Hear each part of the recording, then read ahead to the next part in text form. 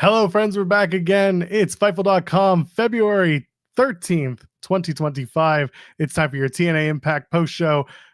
Wait, where are the other guys? What happened to the Ring of Honor post show? They're on a cruise. Oh, that's right. I'm sure it was lovely. Maybe the internet was just not good. Ours is fine. Theirs is non-existent. So because they're out to sea. They're splish splash. Wait, I thought that was taking a bath.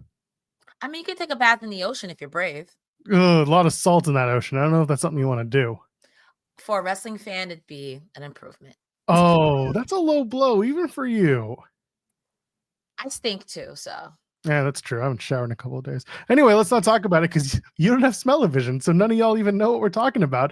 TNA Impact post show. It's, like I said, February 13th, 2025. We're on our way to a lot of different shows. A live show next week for Impact, and then we go to Sacrifice March 15th. And then after that, they just announced TNA Unbreakable. That's going to be April 17th. And then 10 days later is TNA Rebellion. There's a lot coming up in the next few weeks. We're going to break it down and a whole lot more. You know who I am. If you don't, it's on the Chiron underneath. And also, you know who she is. But also, I get to say it's the wonderful, marvelous Matt Manarvelous. That's me. Cresta Star, how you doing? I'm doing fantabulous. Happy Mother Valentine's Day, because the day you take out your mom, so it doesn't get crazy. You take your wife out, your significant other out tomorrow, and then your side chick on the 15th. Like, take her out? I mean, cat? Like, what are we talking about here? Not just saying cat. Come on, yo, Joe Pro, you're a gangster. Gang. Even I didn't want to go there. I'll go there every time because I'm what? Immature. I don't even know what we're doing here. I'm so thrown off by us having 5 minutes before we went live to actually like get the sillies out that I don't even know how to feel.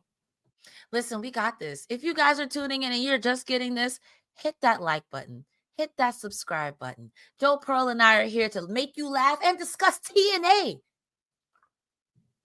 Is that, yeah, we're going to do that? Okay. We can I was trying to help you, segue into it. I'll do the whole thing. I'll do your job. I'll do your job. No, it's fine. I do my job. It's okay. I do it relatively well. You drop a super chat and an email, get your question or statement right on the air. You can also go to humperchats.com. Since you already do that part, I'd like you to do that part as well. If you don't mind, go ahead. Listen, Joe Pearl is the best. And if you want to tell Joe Pearl is the best, you're going to go over to humperchats.com. HUMPERCHATS. We get to keep .com. We get to keep a little bit more of the proceeds. It makes me happy, Sean Ross Sapp happy, Joe Pearl happy, and we'll read your comment or question on air. Like why Joe Pearl is the best. A dissertation by you. Humperchats.com. The more you write, the better it sounds. So go ahead. Humperchats.com, or just donate a super chat, whichever. I don't care. Just speak to our greatness. Cresta, another day has come and gone, and Ricardo has already upset me because his super chat reads, "Hello, Miss Cresta," and Joel. Hi, Ricardo. Listen, Joe Pearl is fantastic. Everyone gives him stuff, but honestly, if I became rich and famous, Joe Pearl would be part of my entourage. Oh, I would accept that. Absolutely. I'd join that. Can I be your press secretary? Yeah, I'll pay you. All right. On time. Makes me wonder if Mustafa Ali's paying his people on time. We'll talk about that in a minute. Paid?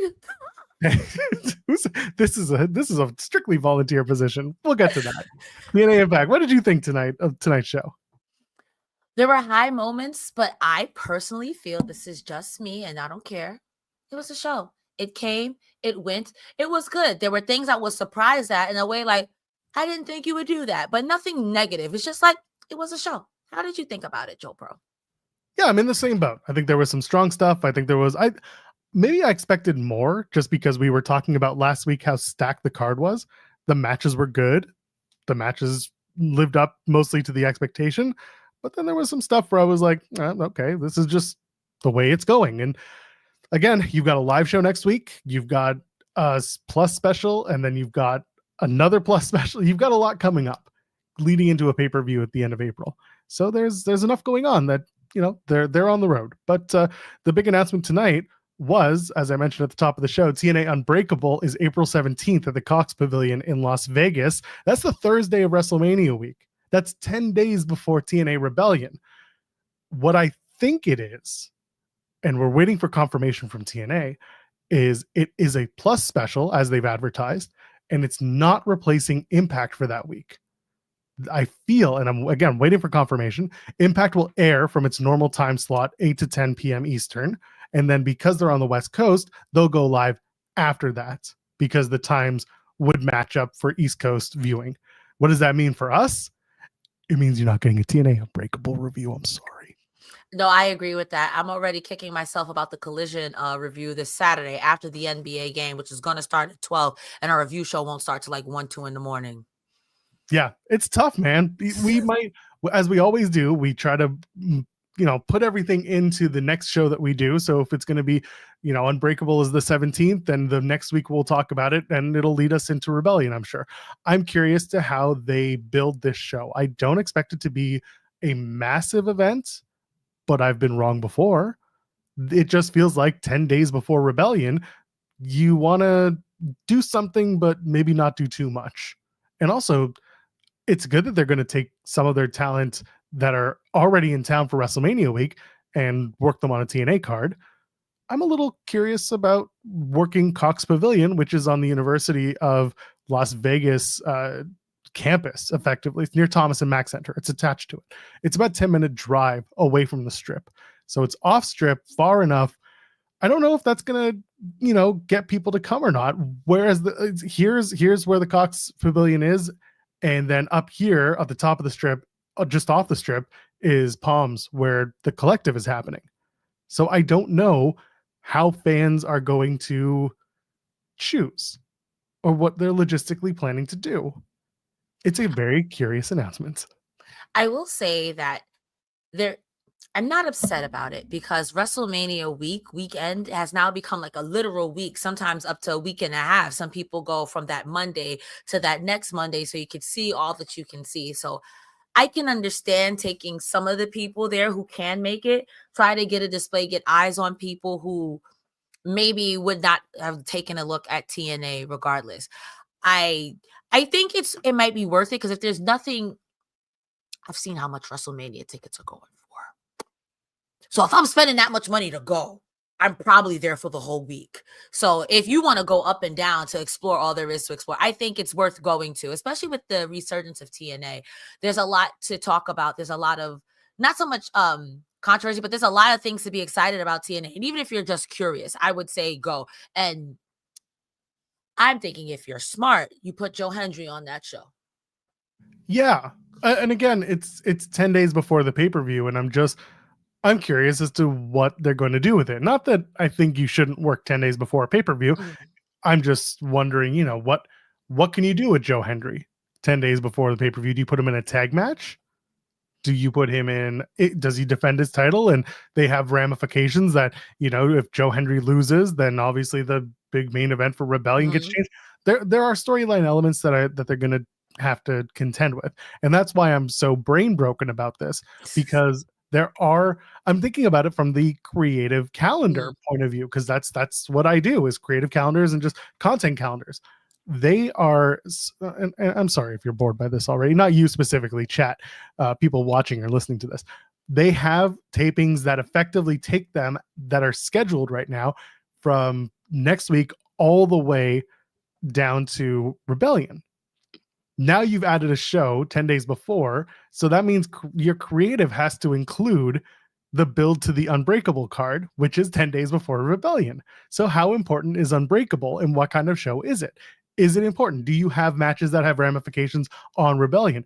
Do you have basically Rebellion preview type of matches? Kind of like Grand Slam Australia, right? You're going to see the Death Riders versus Cope and Jay White. And then Cope and Mox are going to fight 2 weeks later at Revolution. So do you do something like that with with Unbreakable, where two people who are in a match have a tag team match of some sorts that happen at Rebellion? Like what does that look like? But we have a lot of time to get there. I also think you can do like a runoff situation where like things that don't fit on Rebellion, you fit it on this right beforehand. So like if there's, I don't know what we're doing with this Ali situation. And let's say there's not a match postured for Rebellion. You could do something that postures for Unbreakable and like a leapfrog situation. You do it at Unbreakable, skip Rebellion, and then maybe at the next one, is the next one Genesis, or did that happen already? Am I crazy? Genesis already happened. There's so many shows, guys, please. And we haven't even discussed the fact that there's TNA Sacrifice. That's March 15th. So that's first. And we didn't even talk about the live show that's coming up. They haven't really announced much other than 2 matches and the Joe Hendry concert. Another Joe Hendry concert. I'm not mad. I'm not mad. I love Joe Hendry. I don't love it. I just don't love it. I don't care. Well, fine then. See if I care. Sorry. I'm delusional. It's okay. Let's talk about TNA Impact. Since we mentioned Joe Hendry, top of the show, Joe Hendry defeats Jake Something. He put his TNA World title on the line. A good solid match. Again, you like meaty men. You like this whole thing. I'm more interested as to what happens afterwards and the news that comes from that. But what did you think of Hendry versus Something? Again, just to me, a solid bout. 2 dudes fighting it. Good time. After I got gout, because I know how I feel about big meaty matches, this match was barely an inconvenience for Joe Hendry. I felt like I thought I was expecting something else. I don't know what I was expecting, but this match to me looked like barely an inconvenience for Joe Hendry. Jake Something got a lot of hope spots in. I mean, if there's a stiff forearm on Joe for Jake to get the turnaround in like the middle part of the match, but the beginning and the end, I felt Joe Hendry dominated this match. Not mad about it because I'm a Joe Hendry stan. Yeah, this was not light work for Hendry. Don't get me wrong, because we know that Jake Something is. Oh, absolutely. You know, he's something. Unfortunately, he's also announced that he's injured. And I didn't want to mention it last week because not everyone follows social media to the extent that we do for our work. But unfortunately, Jake Something says he's stepping away for a little bit to heal whatever injury he has. So we wish him well. This match to me then became kind of a no-brainer. But again, Joe Hendry gets the win with the standing ovation. Good, solid match, opening bout on Impact. You want to keep your TNA World Champion not only front and center, but also have him open the show once in a while. Yeah. Stop that. Post-match was really where it mattered. Ryan Nemeth comes out and says, "My brother," which is everyone's favorite bit now. Let's face it. You can't not. It's up there with, do you want to know something? They just know. They just know how to do it. He does his shtick and says, "My brother's not going to like this match." And then Santino comes out, and then Jake Something goes after Ryan Nemeth, and then Nick Nemeth comes out and he goes after Jake Something because he went after Ryan Nemeth. And then this all ends with Nick Nemeth accidentally super kicking Santino. May as well fast forward backstage after the break. Santino is upset and he suspends Nick Nemeth for 4 weeks. Well, that seems like a strange amount of time to suspend someone. Cresta Star, why would they do that? I don't know. I was sports confused as well. So you know something I don't. I was like, well, it's not the Rumble, WrestleMania. I don't know, girl. I don't know.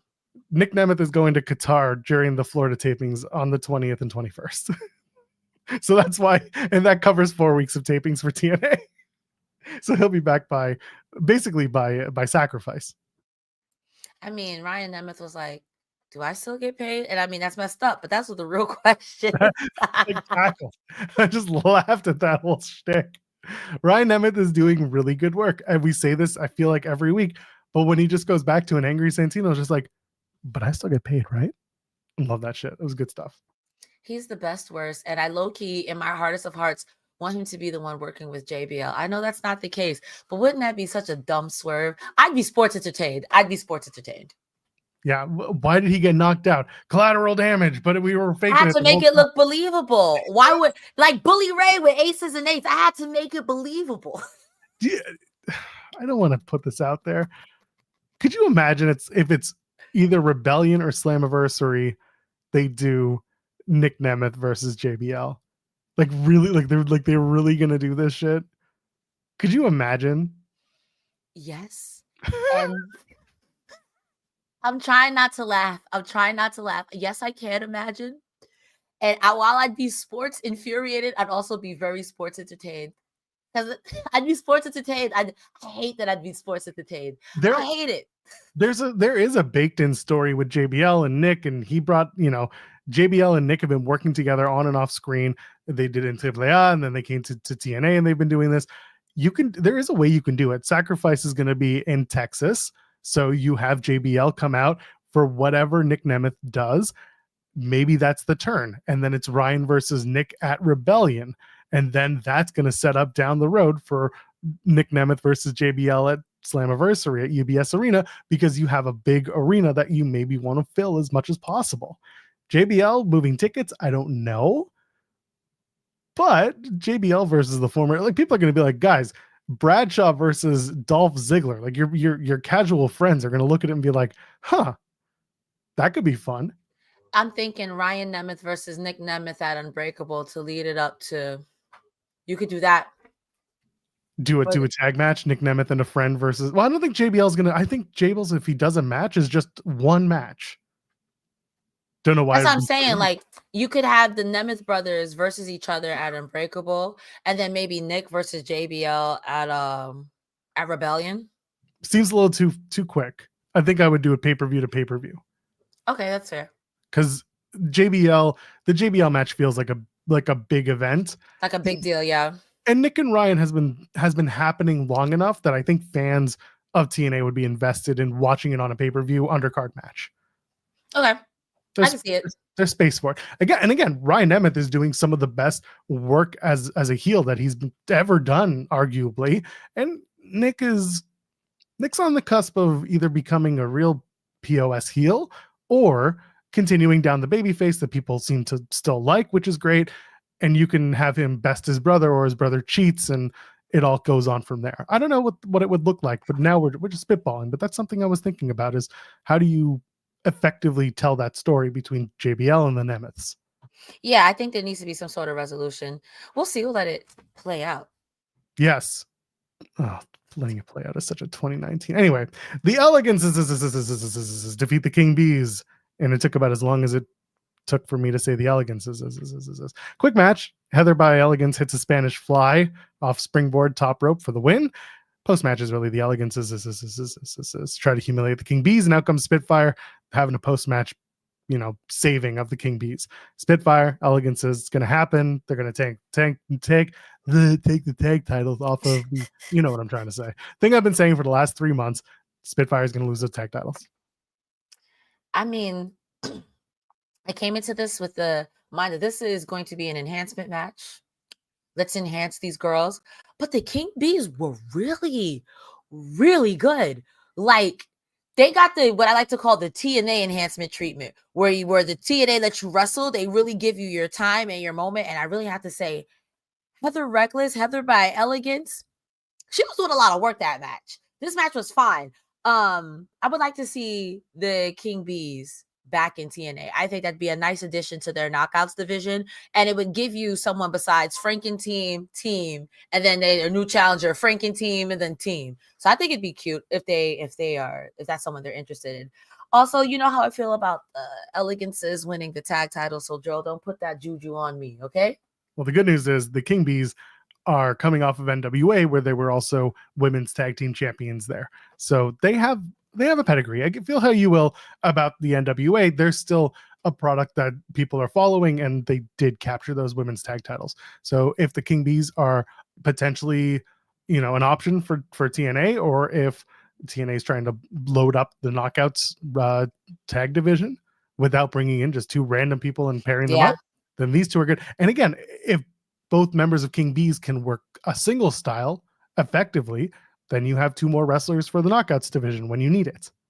Yeah, and I think someone like that, just to rebuild the Knockouts tag division, bring back the Hex too, if they're free, that's already like 3-4 teams you now have in there. And like you said, Spitfire is something I akin them to the bar. It worked out. You guys were single competitors, and it worked out swimmingly. So I'm not mad at Ash and Heather by Elegance being in the tag division. I just think if you want a more robust, so it doesn't feel very formulaic, because I feel like the next two random girls that get together is going to be your next tag champions. You know what I mean? Yeah, absolutely. Savannah Evans and Tasha Steelz. Oh, you mean Cabinet Chair and Secret Service? You bet. We're right back at it, boys. We never left. The Hardies approach Leon Slater. They put him over. It's a big endorsement. But later on is really what's more important. JDC sits down next to Leon Slater, says he disagrees with the Hardies, and says Leon's not good. And then he just keeps repeating himself. You're making a career out of your potential. And it's almost as if JDC forgot what he was trying to say, but he just keeps repeating it and repeating it. And Leon is just getting more frustrated. And so eventually he says he'll face JDC again, calls him a ballroom dancer, which then turns JDC into a monster, starts pushing and shoving, and then Slater says, I want no DQ. So that's going to be next week. But did you notice who was standing in the background at the end of that whole segment? I did not. Old Cody Deaner, Mr. Positivity himself. So get ready for that. You know what I was thinking in my mind when you said that? Besides when in the beginning match where people were just spawning, people were just spawning in segments tonight. I that was for real. But can you imagine? Because I can, if you will, Mr. Positivity, Cody Deaner being the reason why the system breaks up. Could you imagine Cody Deaner joining the system? Go to the next segment, Joel. The Mustafa Ali Town Hall is next. The good hands are now the great hands, and press secretary Tasha Steelz is here. And she's all dolled up. She's looking like a press secretary. Ali says he's the rightful contender for the world title. Do you agree? And the only people who say yes are the great hands and Tasha Steelz. And then Dreamer walks up, and I'm like, oh no, what are we going to do here? And I love that Ali starts running down Dreamer, being like, you're the guy? Are you the dude? What are you talking about? And Dreamer's just like, no, actually, that's the guy. And he just points off into the middle of nowhere, and it's Santana on his phone. And he's like, what? This is great. Again, I'm not going to hold you. That was fantastic. Because like you said, it was just a minute. Huh? It's like he wasn't even paying attention to anything. He just knows. Santana just knows. He is the most serious, unserious wrestler in TNA. Because I believe that he would beat you up, but I also believe that he's going to make faces and memes the whole time. He just doesn't care. But Ali versus Santana is on the docket. Don't know when. Do you do it at Rebellion? Do you do it before then? Is this a sacrifice match? What's the plan? When do you do it? I don't care where. That's going to be phenomenal. Ali versus Mike Santana, that can have no plot. I don't care. I want that. That's like if they say you want sides with your meat. No. I don't care if they're arguing about nothing. That match is going to be phenomenal. Yeah, I'm looking forward to it. I'm certain that it'll be a number one contendership, or at least like the winner will have some sort of say to the world champion. I don't know how it goes down. Again, you have to get to July for Santana. If Ali gets the first one, he can lose. Ali's lost matches before, but it feels like, do you want to cut off that so quickly? Have him beat Santana? That would be Santana's first loss in TNA in singles match. So that would be a big deal. There's also a dirty finish. Kazarian is still lurking around with that damn trophy. So, and I think what keeps it in that situation, what'll keep it interesting is between Kazarian having that trophy, and not saying that the X Division will be cashed in by Moose, but I could definitely see Moose putting that into the ocean. Like, I don't want to wrestle this person. I don't want to wrestle this person. And in order for me to get back to the main event, I feel like I could beat so-and-so. So I'm going to beat this person before this person comes in, because who wants to wrestle Mike Santana? I don't, because I don't want to get beat up. I love this. Santana will molly whip you for 10 minutes while teaching you how to bake tiramisu from scratch. And the worst part is he's from New York, so the whole time he's gonna be insulting you with love, like, "Hey, you hear me, stupid? Hey, you're not listening. Hey, pay attention." He just smacks you in the back of the head each time. Hey, that's too much coffee. You wasted it. And grandmother was spanking. Hey, pay attention. You'd make the best tiramisu under threat. You mentioned Frankie Kazarian. He faces Sami Callihan, but not before Sami gets knocked out by Mance Warner before the match. Referee checks on him. Sami says, I'm going to do it. I'm going to beat him up. And then Kazarian beats him with the chicken wing. And then after the match, Sami calls out Mance Warner. They brawl at ringside. This is a sacrifice match, and it will probably be a hardcore match of some sorts. I'm not against it. I think it'll be fun. I just want to get to the plunder match already between old Manser and Sami, where Mance beats the shit out of Sami Callihan in his first official TNA match. I'm glad you're excited about that, because I know how both these men give it up. I don't want that. You're going to see some people bleed in that match. Disgusted. GM Miller's backstage with Josh Alexander. Says he hates to have his last match against Eric Young, but it's about respect, and Josh is going to show the world how much TNA means to him by laying it all on the line and proving that TNA is the best place on earth. It's a good promo. They're making a big deal out of this being Josh's last match in TNA. His contract is, well, he's officially a free agent in 2 days, like 1 day, I guess, if you go an hour from now. Mm-hmm. Yeah, but I don't know where he goes. I know that there is speculation about him going to NXT, going to AEW, going to New Japan Pro Wrestling. He said he wants to work the G1. That's the dream. Meanwhile, NXT has to work on their men's division. Meanwhile, AEW is always an opportunity because that's where some people want to go, because it's where the best wrestle, and he is one of the best wrestlers out there. Either way, I do enjoy the fact that TNA and Josh Alexander are doing this in an amicable way and not in a let's just get this over with type of mentality. No, absolutely. And in a perfect world, I would love to see Josh Alexander do G1 and all of that stuff before he settles down anywhere. Just personal opinion as someone who covers AEW, I would hate for him to go to AEW and kind of get lost in that upper echelon shuffle, and the mid card is kind of stuffed as well. Ricky Starks versus Josh Alexander. Hey, sign me up. I'm here for that. I will always be one of the people, because I didn't get to see the North. And now seeing Josh Alexander and what I see, what he's given to TNA, he's a fantastic wrestler. I would love, for me personally, selfishly speaking, to see some sort of North reunion. That would be fantastic. But before he does any of that, go do your New Japan stuff, baby. Because I think like right now, like North American promotions, their whole upper card is stacked. And I think it's a good time to be a wrestler, but everyone is so talented. So when with the possibility of Jeff Cobb leaving New Japan, that opens a space for a guy like Josh Alexander. Yes, different builds, but both are very well respected for the way that they wrestle. And I think that would be a good potential replacement for the time being for New Japan. But again, I don't know if Josh wants to be away from his family for that long. I'm sure that they could do it. But again, it's entirely up to them. They have all the cards and there's all the potential. There's also a possibility that TNA decides to pick him up again. They have talked about that. He would be open to that. But right now, the whole idea is that he's testing a free agency, wants to see what the market's like. If it works, great. If it doesn't, then he could just go.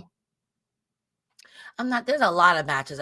Josh Alexander versus Brody King I would die of meat poisoning. What's that? Let's say you have too much meat. Not beyond gout, super gout. That'd be me. That'd be such a good match. Super gout, yeah. Super gout. What would that? Anyway, it's not important. Super gout.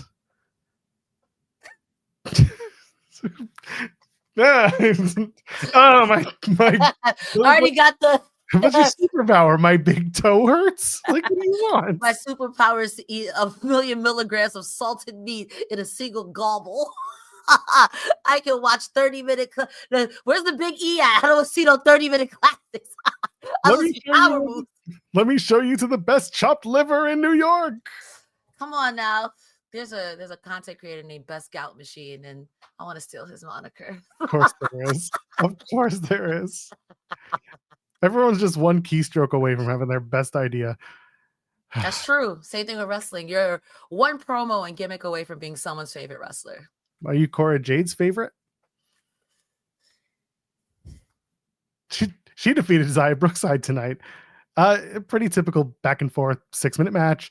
Not the prettiest fluidity. They had chemistry, but there were some moments where it was not as clean. Cora Jade loves this out on her feet sell job. When she gets kicked in the head, she does the whole stumble around like I'm done, you know? And then she hits Jaded and she gets the win over Zaya Brookside. Cora Jade versus Masha Slamovich is certainly a match that they're building towards, possibly at Sacrifice, possibly sooner. But this is just a match. Zaya Brookside's on the back burner for 1 week, and then eventually she'll come back at it. What do you think of Jade and Brookside? I will say the work that Cora Jade did, that suplex, was really clean from Cora.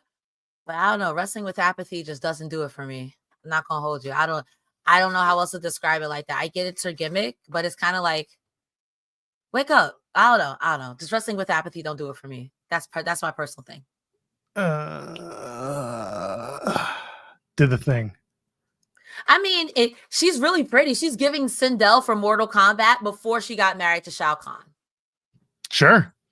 Anyway, speaking of apathy, Santino stepping in to stop bullying from Tessa Blanchard. She doesn't want to work, like she doesn't want to answer questions about her allegations from the past. So Tessa has a match next week on the Impact live from Florida, and I really hope it's not against an NXT wrestler. Anything to talk about? Santino wilds out on Tessa and says she'll be in a match next week. Santino was fantastic in this one, and I very rarely give Santino his flowers, but he did angry, upset dad really well. It's like he was pulling from something. It's just Ariana sitting there in the back like, wow, my dad is mad at someone and it's not me. And while this is funny, I'm glad it's not me for a change. Yep. Anyway, that's the segment. Santino was great, and Ariana was also good. The Rascals come out. They call out Wesley, Tyson, and Tyreek from NXT. And Wesley, of course, who's from NXT, but also originally from TNA. So I was talking about this on In the Weeds. By the way, check out In the Weeds 5 days a week over on Fightful Overbooked. That's our sister channel. Myself, Jeremy Lambert, sometimes SB3, talk about wrestling. But anyway, it's a morning show. Go watch it. I get so confused and turned around about who Wesley works for because I am so used to Dez from the Rascals. And now that his hair is back to the way it looked when he was wrestling as Dez from the Rascals, I am so confused as to where he works. Where does he work? And NXT, because I wasn't really I know the difference because I came at the very end of that. So I know that he doesn't go here anymore. And low key, they also kind of drag it. They make it a point that he used to be here. It's like, bro, he don't go here no more. True. That guy. Wes, Tyson, and Tyreek, I love this. They decided they want to go after the treehouse. They want all that weed, baby. No other way around it. I mean, share. I mean, hey man, Trey Miguel told me everyone pitches the Rascals as to what they could do to join in the treehouse segments. I mean, honestly, it's quite funny because if you have ever, as I colloquially call it on my stream, Rob Van Dam, it's quite funny. So, I can imagine the pitches that people have for that. Whether or not they make it to TV or not is entirely, up to TNA. Ace Austin comes out to distract before this thing turns into a brawl. Wes Tyson and Tyreek get the upper hand with some dick punching madness. Wes hits cardiac kick on Ace Austin, and they're gonna go find the treehouse. Which, if anyone knows where it is, it's Wes, right? I draw a lot of inspiration from things. I was still confused, like, why are you guys gonna go burn down the treehouse? Like, that's so mean, but it's about sending a message. I no longer have fun. I have to go straight edge. Screw you guys. So if I can't have none, you can't have none. Because I am what? A hater. Nice. There is a theory that I have.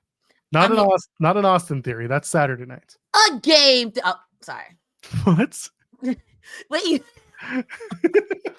you've never seen that YouTube series? Which one? And that's just a theory. A game theory. Oh no, never. No, not. No. What's like offline? Guys, flame Joel in the comments. I watch cooking channels and like Mario Maker streamers and stuff.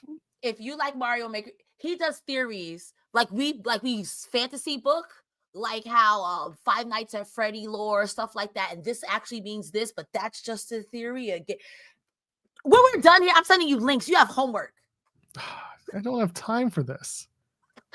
Got a child. Anyway, that's fair. I can use that. I can still use that distraction. Worked well today because it was a snow day. Anyway, got to see the aquarium. It was nice. So Tyson and Tyreek, I think, are going to win the NXT Tag Team Championships. I think they're going to be Fraxium. A lot of people are thinking it's the Hardies. It's going to be, no, I don't think it's them. I think Fraxium will drop it to Tyson and Tyreek. I think Wes is not long for the heel route. I think eventually Tyson and Tyreek are going to turn on Wes, and Wes is going to come back to his brothers in the Rascals. And either it's going to be Wes is away from the tag division, or he rejoins and MSK wins the tag titles from Tyson and Tyreek, or the Rascals do. So in other words, Wes and Wes and Wentz either win together, or Trey and Wentz win together. Trey and Wes would be crazy, but I don't think they'll do that. That's where I think it's going. And then the Rascals become, or MSK become, the first TNA people to hold NXT gold. But I think Tyson and Tyreek are going to beat Fraxium rather handily sometime soon. My only nitpick with that is that when TNA did something similar like this before with AEW, or anytime I've seen something similar, I feel like it's an eye for an eye. If we're giving you the NXT tag titles, what are you giving us? Cora Jade's winning the Knockouts championship. Hey, hold on. At first, I was mad. But then I thought about who could win it in TNA, and I was like, you know what? Sometimes sacrifices have to be made. Give me one person in TNA that should win the Knockouts championship right now. Okay, I can right tell now, you who shouldn't win it. I can tell you who shouldn't win it right now. I can tell you who should. There's also the Knockouts tag titles being pointed out in the chat. I get it, but like, but does NXT have a tag team women's division? I don't watch NXT, so please educate me. This is no shade. So the WWE Women's Tag Team Championships are floaters on all brands, and they have appeared on NXT as recently as a couple of weeks ago. Right now, it's Bianca and Naomi. Bianca Belair and Naomi are the tag team champions, the women's tag champions. They faced Jakara Jackson and Lash Legend a couple of weeks ago on NXT on a Tuesday night show. So it's not out of the realm of possibility to have the women's tag team champions on NXT, but they float across all brands. If it was somebody else besides Bianca and Jade, I'd be like, maybe, but that'd be a cold day in hell. That's not happening. So I ask again, so you give up the digital media. I don't think TNA gonna give up the X division. I see TNA giving up to the TNA heavyweight champion before they give up the X division. So what are we doing here? Really? You think that? Okay, we'll see. Respectfully, this is very much respectfully, but the X division has so much prestige on it, just like for that being its own thing. Everyone's got their own world heavyweight champion, but the X division is its very own thing, and that's like their baby. That's their thing. Who you gonna put it on? No, sir. The X division? Yeah. Like right now? In NXT, who would you put that on? I'm not doing NXT. Exactly. Slater's up next. That's what I'm trying to say. So what title? So we back to the digital media championship. Like what are we going to give? What are we going to give NXT? Well, I don't think it's going to be something. Well, hold on. MSK. This is why I go with MSK is because Wentz has that WWE experience. They've been on NXT, and he used to work as Nash Carter in NXT. If it's Wes and Wentz, sorry, I have to remember who's named who and what company they work for.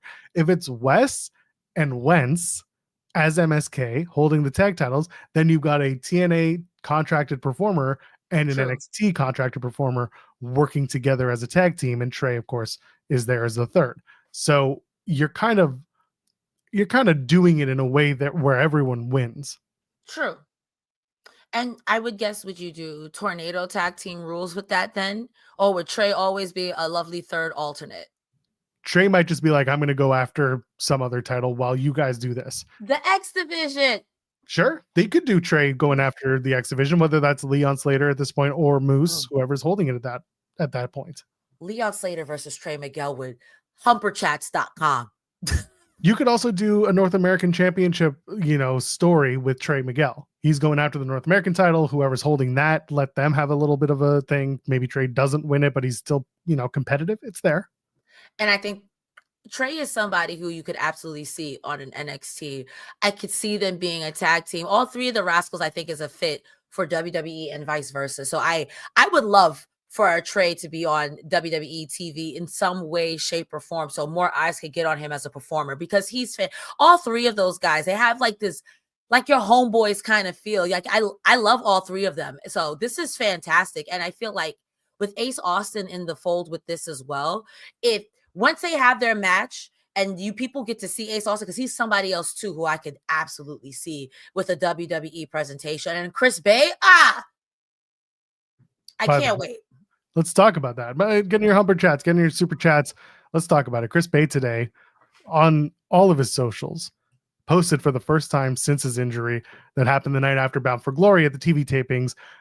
He is essentially, he's up and able to take some steps, which is a huge upgrade from where things started back in October when this all started.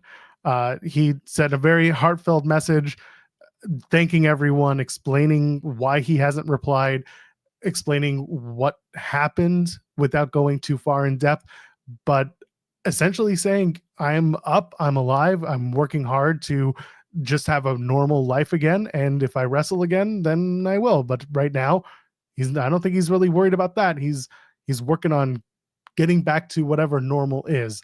This was really, really fantastic to see. Shout out to Chris Bay and to everyone who knows and loves him, because this was some really fun and exciting news to see from him this afternoon. No, absolutely. AO Productions in chat says the same thing we were talking about earlier.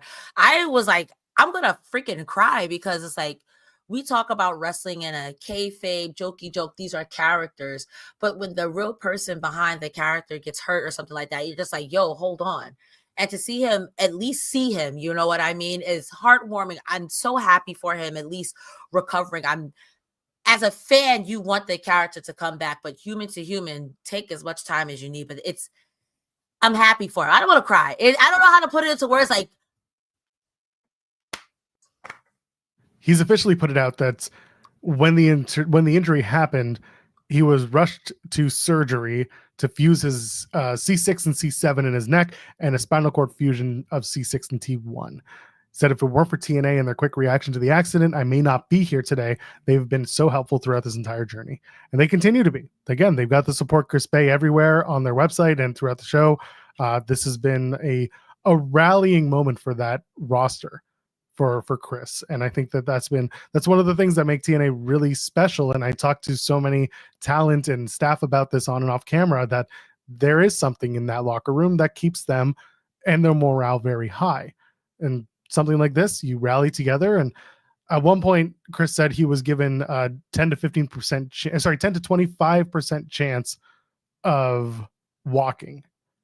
And the usage of his hands was also tough. And he said that's why he couldn't respond to people. He said he spent about a week in the ICU, 50 days in a rehab facility, spinal cord rehab facility in Detroit, doing therapy 6 days a week for 3 hours a day. Jesus. And then on December 28th, he was finally able to go home. So spent a lot of time in Detroit getting his work done. And it's good to know that he's back home and has been back home for over a month. He gives thanks to everyone. Again, go check it out. It's on all of his socials. He just says this will be the greatest story ever told, and he loves us all. So again, shout out to Chris Bay. This was fantastic news to see. Absolutely. Speedy recovery. Hopefully everything can go back to the way it was. But if not, we're still pulling for you anyway, bro. Like, honestly, I wish you and your family nothing but the best, man. Come back and win the NXT Tag Team Championships.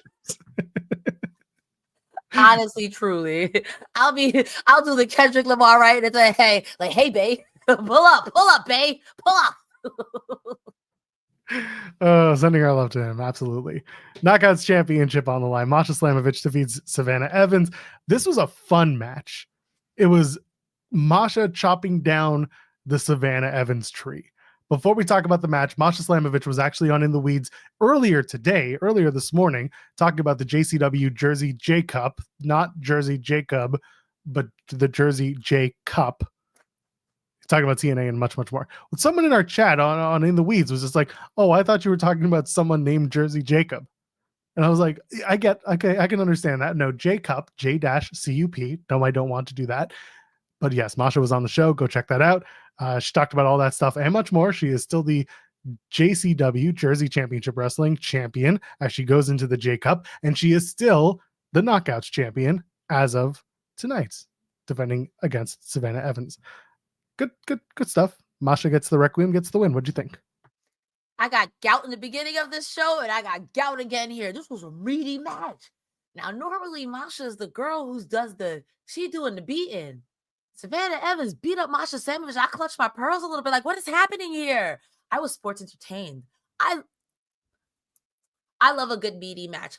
It started in the beginning when Savannah tail whipped. I don't know how else to describe it. Masha get up off me, and then she slammed this girl on the apron and slammed her onto the floor. I think it was damn near Alabama slam onto the floor. I'm like, yo, it is very rare to see Masha just get flung around in any capacity. It's the same way I felt when I saw her do that to Jordan Grace. Like, what are you doing? Stop it. I never see that.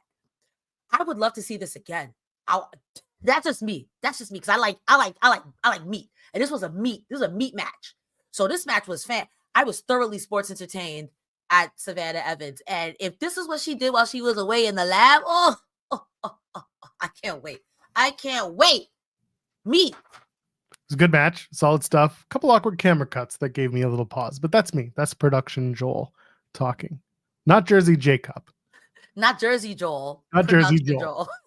We've decided that when we're talking about Jersey Jacob, it must be Jersey Jimmy Jacobs or Jersey Jacob Fatu. You know, that's funny. Speaking of production really quickly, I converted one of my new friends, well, not a new friend, but a friend into the wrestling TNA fold. And they had a complaint about production and they sounded like Joe Pearl in that moment. I was like, how you just started watching wrestling? Listen, like I said, this is never a slight on the production crew for TNA because they make magic happen with a lot of shoestring budgets at their hands. They do a lot of good work. Do not get me wrong. I point it out when I see it because I hope they see it and hopefully they find those little workarounds that allow them to do their job even better each time they see it. Well, I will say this, TNA, you made a convert of my friend because I don't know what's going on, but I'll watch again with you next week. It's like, yup. Hey man, when it's good, it's good. Next week, they're live from Full Sail in Florida. Tyson and Tyreek take on the Rascals. No disqualification, JDC versus Leon Slater. And then Joe Hendry has another fucking concert. I believe in Joe Hendry. Here's the thing. I like Joe Hendry. We've talked about this. I need something. I need something serious. I hope that this concert starts and it ends with him getting beat down mercilessly. This is the Jey Uso thing, right? Jey Uso comes out, won the Royal Rumble. And this past week on Raw, he comes out to do the yeet, and then he does the encore, and he goes up to the table, and Gunther beats the shit out of him. And it's perfect because everyone, when you do that and you do the encore, and you're like, are we going to do this every week until WrestleMania? No, they put an end to it perfectly. He had a celebration for a full week, and then Gunther took him out. This is what I want from the Joe Hendry concert. He does another concert, he does his lap, and someone beats the shit out of him and start a serious feud for your world title. You can do it. You have it in you. You got to try it with Joe Hendry. He's got to do something that actually cements him as more than the guy with a guitar who won a championship. Let's move forward. I'm only going to disagree with you in the sense as someone who started watching wrestling where we were singing Shinsuke Nakamura's music for 40 seconds after that song and then would sing Seth Rollins throughout the entire thing. Joe Hendry at least has words. We were doing it to Sami Zayn and Joe Hendry at least got words. I agree with you with the Jey Uso thing, but this is me complaining about it. So I get where you're coming from. I do think that Joe Hendry is in a unique position where he's one of those wrestlers where it's like, you're so over, and I'm an apologist, so I'm going to put sugar on poop if that's what's happening right now. I don't care. I'm sorry for nothing. I think he's in a very unique position where it's like, this is fantastic. I do agree that something more serious needs to come along, but who? In TNA specifically, Mike Santana, I feel like Santana's got to win. You could do it with Moose if Moose gets deranged, but I feel like we've did that already, you know? So who? Fucking Eddie Thorpe. Who's that? NXT Eddie Thorpe. Okay. Eddie's about to take on Trick Williams. They're going to have a strap match this Saturday at Vengeance Day. If you want the crossover, if Trick loses, I don't think Trick's losing. I actually think Eddie's going to win. I'm just putting out Eddie Thorpe. I don't think it's going to be him because the more I think about it, you don't want the loser from your strap match going up against the TNA World Champion while the winner potentially challenges the NXT World Champion or the NXT Champion. He's not the World Champion at the next, NXT PLE, which is Stand and Deliver. Like it's Roadblock and then it's Stand. Anyway, you get my points. Yeah. The idea here is you don't want that. You know what? Fuck it. Ricky Starks shows up Tuesday, next Thursday, whatever it is. Okay, but low-key, high-key, the promos between Ricky Starks and Joe Hendry would be sports entertainment. They would be sports entertainment. Yep, it'd be a moment. I wouldn't be shocked. Maybe I would, actually. I just don't know who's going to go after him for sacrifice. It could be Eric Young. Should be Eric Young. He beat Josh Alexander in the main event. Eric Young would beat the crap out of Joe Hendry. I saw Eric Young die. That's true. Every time I talk about it, when he did the whole like, I'm above the world championship, I'm above TNA, I'm above Anthem, I'm like, yeah, you are. You overcame a stabbing. You're one of the ghosts. Yeah, that's why you're above it, because you're a ghost. You're a specter. You're one of the few people who have overcome death in the TNA, and you came back. Of course, you're above all this. You are death. New gimmick, Grim Reaper Eric Young. That's what the mask is. He's got paint. It's white now, but like Malachi Black's makeup is slowly going to get more black as the days progress. That's Eric Young. But the problem is Eric Young said he's higher than the world championship. And I'm like, well, you can't really challenge for the world title after you've just said this. But who knows? Sometimes they do this shit. I don't know who goes after Joe Hendry. I don't. They have after next week, they'll have a month to figure it out going into Sacrifice. But like nobody stands out. Maybe an NXT person, because he did say from anywhere, anytime, and I would think, like you said, Eddie Thorpe. I don't know anyone from NXT, so I'm a jabroni when it comes to that aspect. So I'm racking my brain who in NXT would fit from at least their mid to upper card, and because the men's card is so thin in NXT, there are very few options. You could again. Ciampa. No, Ciampa's on the main roster. He's DIY. He's a tag team champion. Oh, I thought, I don't know what I thought, actually. Fine. You just had a brain fart to like 5 years back. Yeah, I don't. And even then, in 2 months, 5 years back, 2 months from now, he's about to be called up to the main roster randomly. So what are we doing? The first time or the second time? Yes. So I don't know. I don't know who fits. Other than like, again, Eddie Thorpe, Ricky Starks, but do you want to get Ricky right in there for that? He's not going to win. Like he shouldn't win unless they wonk the finish. I don't know who his next challenger is. JBL. That's how you. You suck. Someone's saying Ridge Holland. Ridge Holland just lost an NXT North American Championship match. Like we're gonna, because we have a moment. We're actually gonna go an hour tonight. That's shocking. Let's take a look at the roster, which like is so unbearable when it comes to TNA because it's not up to date. They're not going to do AJ Francis again. Okay, not going to do Brian Myers. Who makes sense? Like Eric Young is the first one. Frankie could cash in, call his shot by calling his shot there for a match. I'm going to say something that may be controversial, but I could see it happening. Sure. You could pull in a Bully Ray. Oh, please don't. I know. Listen, Violent by Design 2.0 is already back. Do you do Ryan Nemeth? Because Nick is, oh my God, it's Ryan Nemeth. Because Nick got kicked out for 4 weeks, so you can't just keep both of them off. So how do you want to get paid? Oh, it's gonna be Ryan Nemeth. My brother would let me have this match, and my brother was John Major Hendry. My brother. But we also just did it. But we just did this, so I don't know if that's the answer. I don't know who fits. Edward Edwards? That would be a fun match. But I feel like if you fight anyone in the system, you have to fight everyone in the system. Yeah. And didn't we do that with Joe Hendry in the system? Yeah, we did. We also did it with Santana. I don't know. And also the roster feels thin. It's not going to be Cardona again. It's not going to be Ali. Not going to be Mance Warner. It won't be. Crazy Steve is out, right? Yeah, Crazy Steve is done, which for some reason is still on the website. So there's that. Again, the TNA is not like AEW where it's like they keep their roster page updated all the time. I don't know who it is. It feels like it should be someone from outside. It should be someone from NXT at this point.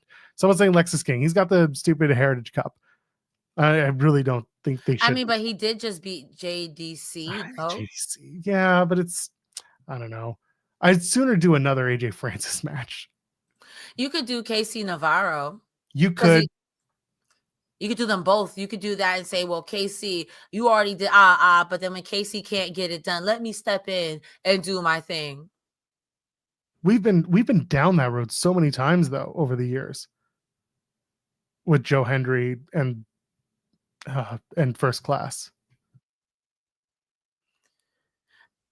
I see the Trick Williams shout. I don't think, because I feel like you book yourself into a corner. Do you book Trick Williams to lose to Joe Hendry? It's not bad, but also that's Trick Williams. Like, Trick Williams is one of your stars. You know what I mean? Like, Trick's going to win that strap match, and Trick's going to go to Roadblock, probably have a match against Ricky Starks. Ricky Starks is probably going to lose his first official big match. Trick's going to go on to face Obafemi at Stand and Deliver. That's kind of the trajectory that I see for him. Lexus, I don't know. Oh, Javon Evans is a good shout. I don't know if they want to have him lose like that, because he always does, and he's about to beat, well, maybe not, but he's about to have a match with Ethan Page. What about FBI? Wait. You're talking Tony D? Yeah. Tony D'Angelo is the NXT North American champion. I don't want to see two meme wrestlers go at it.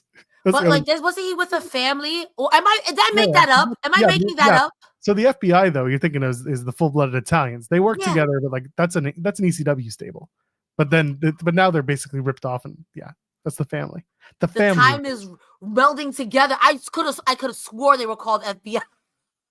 Charlie Dempsey's an idea. Again, I don't know.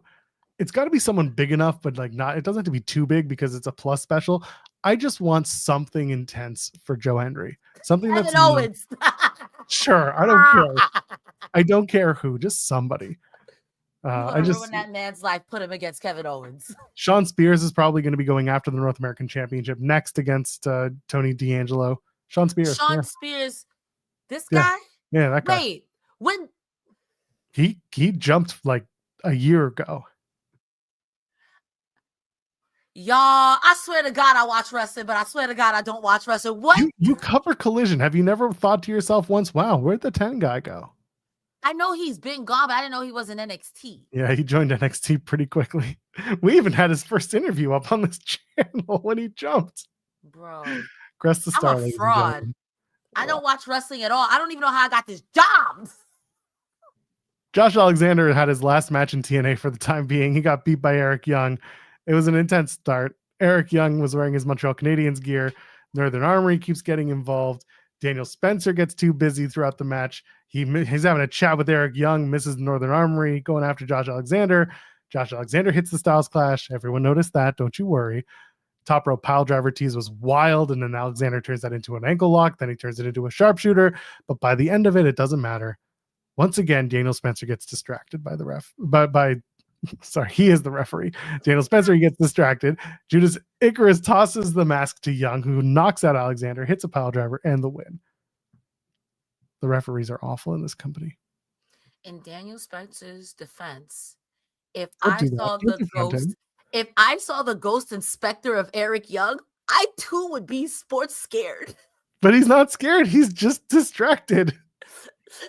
I have one HP as a ref, and this Spectre, he's literally the big boo from Super Mario. I'm scared. Damn shiny objects all the time. You'll see Frank Gastineau doing that shit. At the end of the day, I will defend Daniel Spencer here. If I saw the Spectre of Eric Young, I'm gonna be like, hey, I don't know what he's doing. Hey, I'm scared. It's a ghost. He's wrestling. This is a really good match. Shout out to both Eric Young and Josh Alexander. I know this was a very emotional moment for Josh. He's posted basically his whole history of in TNA and his love for it over on socials. Go check that out. But I think this was the right way to go if you are Josh Alexander. And if you're TNA, there was a lot of respect there. Eric Young is the perfect opponent. Again, Eric Young is TNA in a lot of ways. Mm-hmm. This was a fantastic match and just a good storytelling device. I do, again, wonder what the original story would have been with Sinner and Saint and Josh Alexander. Had Josh stuck around, or had they prolonged the story a little further? But instead, Sinner and Saint are going to work with Eric Young, which to me, just as good. What do you think of this match with Young and Alexander? I will say part of the reason why I'm such a huge fan of TNA is Josh Alexander. My only wish is that I wish this would have happened on a pay-per-view. I can understand why it wouldn't. Josh Alexander is so fantastic. I wish him the best no matter where he goes. And I've heard that the best way to go out is looking up at the lights. So it makes sense. And I feel like the heart and soul of TNA, you pass that torch on to Mike Santana, who I think is perfect to fill that slot, but you still got some lifeblood beating with Eric Young. And what a way of respect, because of all the people you could have chose to do that and work it out with, you chose Eric Young. And I think that's a big Canadian respect to Canadian. They're both Canadian, right? You bet. Okay, work. Because I feel like I know someone in that Canadian fold is not actually from Canada, but they rep Canada, and I don't know who. So No, they're all four of those men that were in the ring tonight or out of the ring are Canadian. Fantastic. Shout out to oh Canada. Nice try. Listen, technically now you're banned from the country for 5 years, so have fun with that. Nah. I'm trying to pull up. Listen, America's real spooky right now. Canada. I'm trying to pull up.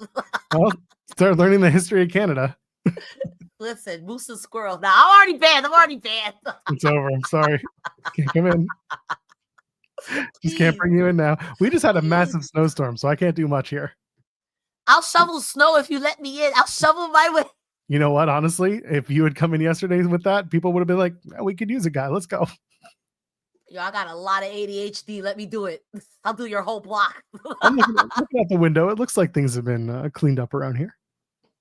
Easy. If you guys are if you're trying to adopt Cresta Star, you live in Canada or Europe, please hit my DMs. Or Europe, this woman. Or Australia. It's beautiful this time of year. Yeah, but Australia is the PvP zone. Have you seen the size of their spiders? Oh, that's what you're worried about, not the ozone? It was hella hot yesterday in that country. My God.